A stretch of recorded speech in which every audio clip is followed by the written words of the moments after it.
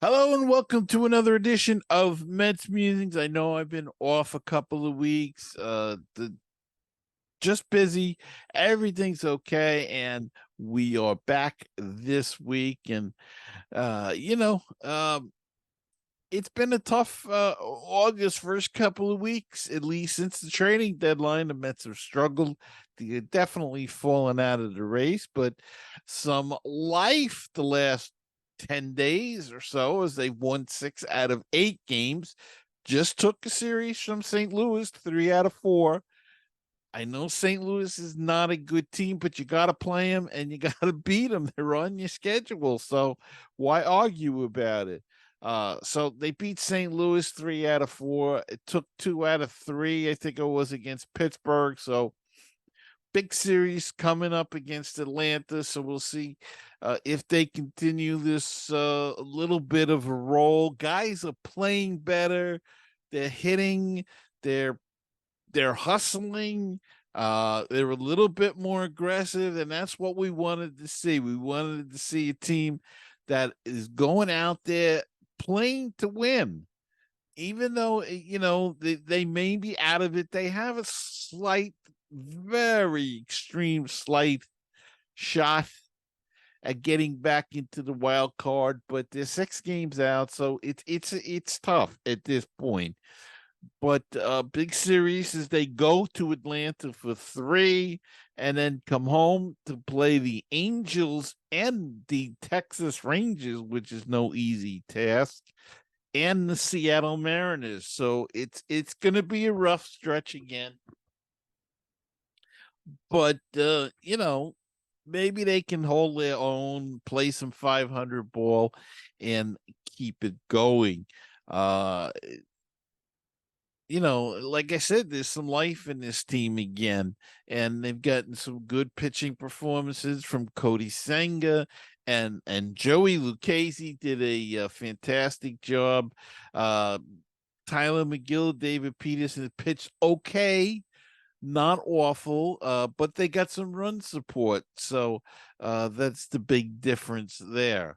But all in all, you got to give them a B plus maybe for the week that they've been putting it together and playing some good ball. Okay, I don't want to talk a lot because we have a terrific guest, a very special guest, and I want to get to him. So let's take a break and be back right after this. Baseball and BBQ, your place for interesting baseball talk, opinions, and history. Baseball and BBQ, your place for barbecue recipes, tips, and interviews from the world of barbecue. If you like baseball and if you like barbecue, then tune in to Baseball and BBQ. Find us on iTunes, Stitcher, Google Play, and BaseballTalkRadio.com.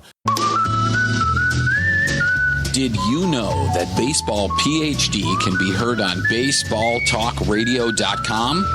Our shows rotate with other top baseball podcasts. Now don't forget, that's BaseballTalkRadio.com. With us, we'll help you get a PhD in life through baseball. With BaseballTalkRadio.com, you'll hear the rest of the excellent universe of baseball podcasts. Hello, baseball fans. You're listening to Baseball Talk Radio, the home of great baseball talk shows. At BaseballTalkRadio.com, you're going to find great shows like this one with the great Gary Mack and the MetsMusings podcast. And now back to the show.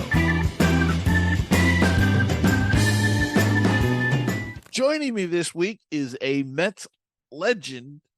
He played 18 years for the Mets from 1962 to 1979. He was an all-star in 1965, world champion in 1969. He played on 2 pennant winners. He had most of the Mets' offensive records when he retired, since surpassed. And he still holds the record for most games played with the Mets at 1,853. He is a Mets Hall of Famer, and we are honored to have him here. He is Mr. Ed Kranepool. And Ed, I know you're short on time, so let's get right to it. Why now a book, Ed? Why did you decide to do this at this point in time? Well, I thought this was a pretty good time to write a book for the simple reason that Ralph Kiner had passed, and he's the last link, along with Frank Torrey. I mean, not Frank Torrey, Frank Thomas, to the original Mets. And I was the only one left that saw everything, participated in a lot of things that happened in the first 7 years. And I thought it was important to tell the fans and let them enjoy some of the stories and things that went on in the ballpark. All right. And it's a terrific book, The Last Miracle. Let's mention the name of it, by Ed Kranepool and Gary Kaschek. Did you have a lot of fun? Did you enjoy reminiscing about all the old stories and all the old days? I did, and Gary made it easy. He was very accomplished in what he did. We worked every day at it. We took about an hour a day, and that was enough for him to be able to listen to what he put down and rewrite it for me and help me work it out, and came out pretty good, I thought. Now, what people may not realize is that you go back to 1962, of course, and you were 17 years old when you were signed. What kind of pressure did you feel at 17 to be signed by a new ball club and to be brought up to the major leagues? Well, I didn't think I had any pressure, at 17. I thought I was able to handle it, but it's very difficult. Mentally and physically, you got to mature yourself. At 17, you're playing against twice your age, and the game is a lot different. So you have to really prepare yourself. Learning in the major leagues is very difficult, especially in the 60s. They had great pitching back in those days. A lot of guys made the Hall of Fame, and it made it very difficult because the fans were expecting a lot more. They knew I was a big bonus player, and I wanted to sign a contract that they thought you could lead them to the promised land, and you really can't. The one player is not enough. Take guys like Hank Aaron and Willie Mays. They couldn't win a lot of pennants in a row because you need a ball club. And it took 7 years for me to develop a club behind me. And that was a lot quicker than people thought. And we got to the pennant. And it was amazing. I was thinking about this just the last night, that in the era that you played, the fantastic amount of, as you said, Hall of Famers that played in that era, it was just incredible. I mean, Sandy Koufax, Don Drysdale, Willie Mays, you mentioned, Hank Aaron, Pete Rose. I mean, Johnny Bench. The list goes on and on. And it just must have been an incredible era to play in. It was. Every ball club had 2 or 3 Hall of Famers on it. And when they didn't have a Hall of Famer, they had other great players. You take the Giants, for instance. They had an outfielder, Felipe Alou. He was as good as any of them. He could play with them all. And he had 2 brothers right behind him playing on the same team. So every club had major guys on it, good ball clubs. And you know what? Every team was very competitive back in those days. You had fewer players, less teams, and more competition. So it was very difficult for myself. I was struggling against guys like Koufax and Drysdale, on the Dodgers. Not too bad. But when you hit 260, people say, well, I thought he was a 300 hitter. I thought he would hit 320, 330. But you don't do that until you finally catch up with the league. And I finally did catch up with the league. But people thought I was around so long that I'm old, but I was pretty young. I was 34 when I retired and played almost 18 years. So I could have played a few more years. The ball club was back in a slump. We were back on the bottom. I wasn't about to go through it again. It was tough the first time. Regardless, I wasn't going to do it the second time. The book is The Last Miracle, and we'll talk about The Last Miracle in just a minute. But some of the people that you were involved with in your career, some of the most colorful and some of the best ball players ever. Give us a few thoughts on Casey Stengel. A great manager, great guy to be around, great for the young players. He always tried to improve you. Okay, Gil Hodges. Well, the strictest disciplinarian that I played for. One set of rules for 25 players. You either played by his set of rules or you hit the highway. Ron Swoboda. Well, my roommate was great to be around. Anything goes. I roomed with Sabota and Tug McGraw, two great guys, great to be with. Some of the young guys that joined the ball club and made it in an organization. Bud Harrelson. But he was a great shortstop for us, great defensively, stayed with us a long time. And Yeah. when he finally went to Philadelphia and some of the other clubs, it wasn't the same without him as shortstop. When you look around, you knew he was there every day. And in spring training, he'd be eating milk, drinking milkshakes and stuff, trying to gain weight. And we were all trying to lose 10 pounds.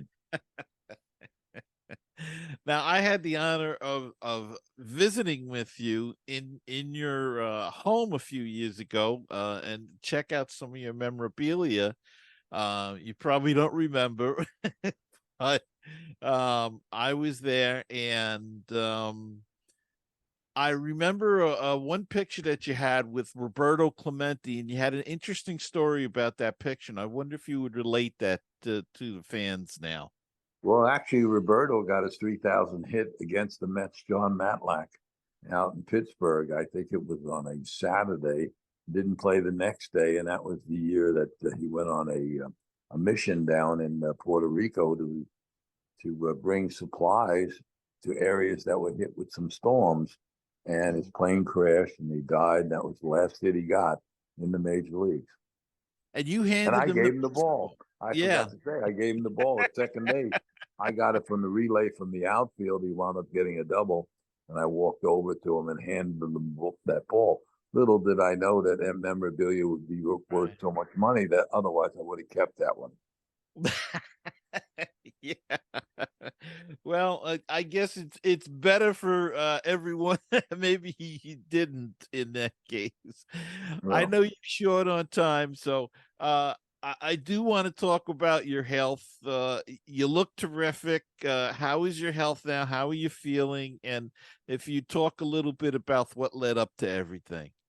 well, I feel good, and I had a new kidney put in 4 years ago, and it's been acting very well. It was a young lady that gave it to me. Her husband was in need of a kidney. As it turned out, I wound up giving him my transplant donor, and we swapped kidneys. She was able to fit me, and we worked on two guys. We saved two guys the same day, 4 operations in the same day. It was wonderful, and all 4 people are doing well. Oh, that's just terrific. And Ed, we talk about the '69 team, but we don't talk much about the '73 team. And it's the 50th year celebration of the '73 team, and yet it doesn't seem like this Mets organization is doing anything about that. Is that a bad thing because they didn't win? Or, I mean, it was a terrific team and it was an interesting story. It was similar to the '69 team. We came back at the end and we caught every ball club. We wound up finishing first. We beat Cincinnati in the playoffs, and then we went on to play in the World Series. And we should have beat Oakland, who had a pretty good ball club. They won 3 pennants in a row, 3 World Series. We were up 3-2 with 2 games to play. We make a managerial mistake. We pitched the wrong guy in the 6th game. We should have pitched George Stone. We pitched Tom Seaver, and we don't win. And Seaver gets knocked out in the 6th, and John Matlack gets knocked out in the 7th, and we lose the pennant. The biggest disappointment for the Met organization. They don't recover for many, many years, and they finally do win again in '86, but they haven't won another pennant. So we should have had 3 World Series champions instead of 2. Mm-hmm. And you never really wanted to manage. You didn't want to go into coaching or managing or anything like that when you retired. I didn't want to be on the field. Once I retired, I was finished with the field, but I did want to go in the front office. And I had aspirations of becoming a front office personnel and wanted to do it, but the ball club was traded, or actually sold, excuse me, and it was bought by the Wilpon family. They brought in their own people. Frank Cashin came in. He knew I wanted to be the general manager, and that's the position he was filling. So he's not going to keep me around and look for his job. So I never had an opportunity, and I regret that because when I retired, I thought I knew enough about the game. I knew the players. I knew their weaknesses, their strengths. I could have done something to help an organization. I know I would have liked to have it be the Mets. And what about the current Mets? This has not been the best of years. We just went through a big trading deadline, which they got rid of a lot of the high price players and what's your thought about this current Mets team? Well, I don't have much thought at all because I'm not involved. I don't know the personnel. I don't know what their thoughts are. They're looking like they're rebuilding again. It's a tough thing to do. A lot of clubs can buy players and buy stars, but you can't buy a pennant. You have to mix and match players. You have to bring people up from the organization. They have a lot of work that has to be done. Obviously, they know it. They're going to do it, and they help. Hopefully, under Mr. Cohn, they can do it fast because they can fill in, with extra guys and purchase players. But what they're doing has nothing to do with myself. I'm not involved internally, and I couldn't even help them. I haven't been around the organization enough Yeah. to be able to pick and choose what players are good or bad for the organization. So it's very difficult. I just wish him well. I hope they do well. He's a great guy, and he's putting his money where his mouth is. Just that you got to get guys that perform. And will we see you around the ballpark now and then as members of the alumni get together? I've been around the ballpark. I go to the ballpark to see the game. I enjoy it. They treat me well. So that's all I can say is, good luck to them. Well, again, I know you're short on time, and I don't want to keep you. And I want to thank you for. We finally was able to work it out so we could get Great. you on. And I hope everyone enjoys the book. I think they'll enjoy some of the stories, and we should have some fun with it. Yeah, I got to tell you, it's a terrific book. It's very easy to read. It's very conversational. It's like we were sitting in your basement and chatting with you and talking baseball, and that's the way the book is. It's The Last Miracle. Ed Kranepool, Gary Kaschak, and Ed, thank you again. I hope we can do this again sometime. We can talk more about the 69 to 73 Mets and won't have as much trouble with Zoom as we did today. No problem at all. Love it. Have a good day.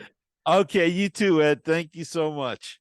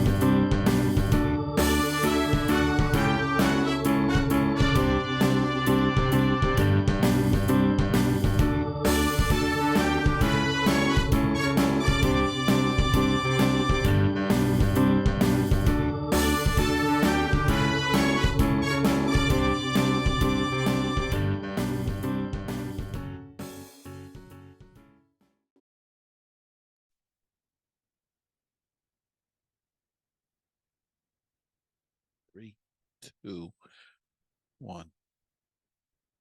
Well, hope you enjoyed it. That was my special guest, Ed Kranepool. As we said, he's got a great new book out, The Last Miracle. Go check it out. It's terrific. Lots of great stories about the New York Mets in the years that he played during his wonderful 18-year career. And folks, he was there at the beginning, 1962 to 1979, and left just before the Wilpon era. So go check it out. He talks about Mrs. Payson. He talks about everything, and got some great stories with Frank Thomas. He related some of those stories to us today. Don't want to give away too much, though. Want you to go buy the book. So go check it out, The Last Miracle. And that's going to wrap it up for this week's show. Hope you enjoyed it.